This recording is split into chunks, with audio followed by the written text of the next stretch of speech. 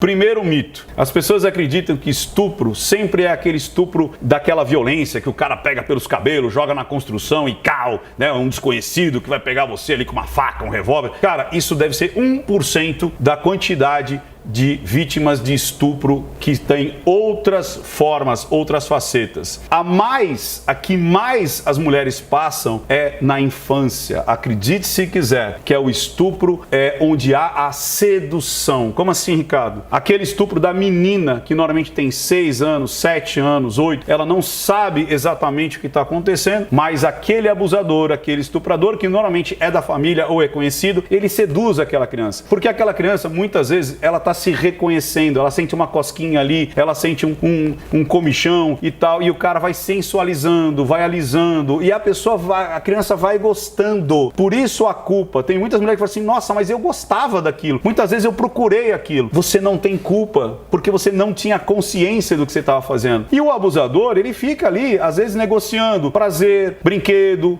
pirulito, às vezes dinheiro, presentes. E aí, muitas vezes a pessoa fica com vergonha, porque passa-se anos e ela fazendo tudo isso. Só que quando entra na puberdade, ela percebe, opa, o que eu tô fazendo não é correto, não é certo. E aí, passou-se muito tempo, vem a segunda fase desse abusador. Sabe o que ele faz? Como é que você vai relatar agora pro seu pai, pra sua mãe, pra todo mundo, se você viveu comigo todo esse tempo?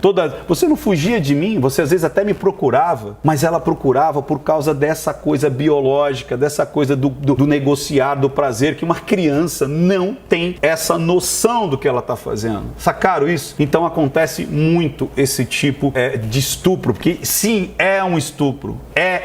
E a criança às vezes fica até, depois adolescente, até um tempo mais, ou às vezes ela foge de casa, ela arruma um casamento cedo, enfim, com medo que esse cara relate alguma coisa, ou ela seja obrigada, porque muitas são obrigadas a manter esse relacionamento por guardar um segredo. O segundo tipo de estupro, que também é muito comum, é dentro do próprio casamento, é dentro do próprio namoro, noivado, onde aquela pessoa, às vezes por não ter uma capacidade intelectual, de não entender que você não é um objeto do seu marido, do seu noivo, do seu namorado. Você só vai fazer sexo quando há o consenso entre os dois. Isso, inclusive, eu falo entre homens e mulheres também, porque tem algumas mulheres que acreditam que o homem tem que estar ali, né, com o brinquedo em riste ali a todo momento. Não é assim, ou pelo menos não deveria ser. Mas as mulheres sofrem muito mais com isso, e acabam fazendo sexo sem querer, sem ter vontade, sem a permissão. E isso é uma violação.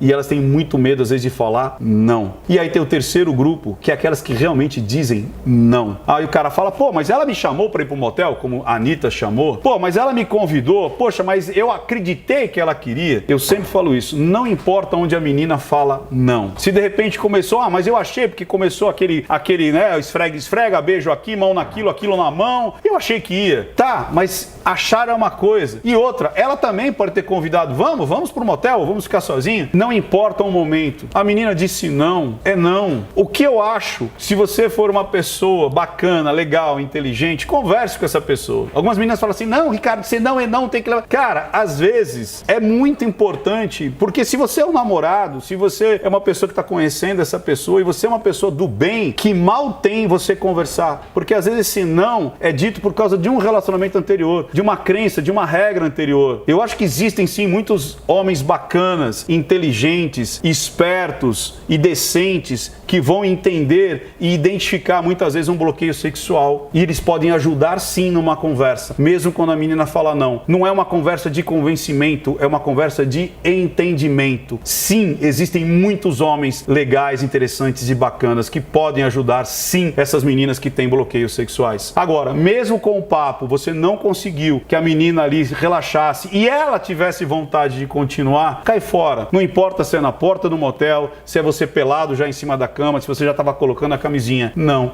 É não. E por último, o estupro violento, aquele que realmente você não sabe nem como começou e nem como terminou, que é aquele que você é pego ali por um desconhecido e você ali é estuprada violentamente. Não que as outras não tenham sido algum tipo de violência, mas essa é aquela que mais machuca, né? Porque é uma coisa abrupta. E aí é o seguinte, em todas elas, se você era uma criança que você até gostou daquela situação, porque você estava se descobrindo, porque existe a biologia de você sentir uma cosquinha, existe aquela despertar da libido, não tenha vergonha e não sinta-se culpada, porque você não é. A culpa é do cara. Você que está num relacionamento, abra o jogo, tente conversar com seu parceiro, dizendo, olha, não é toda vez que eu me sinto confortável para fazer sexo. Seria muito mais gostoso a gente fazer sexo quando os dois estivessem com vontade, tanto eu quanto você. E você, por último, se você foi realmente violentada no sentido não só sexual, mas de violência mesmo, né, com agressividade e tudo mais, você também não deve sentir culpa, porque a culpa não é sua. E acredite, se algum homem, preste atenção nessa última frase, se algum homem desvalorizar você porque você passou por isso, esse cara não vale estar com você.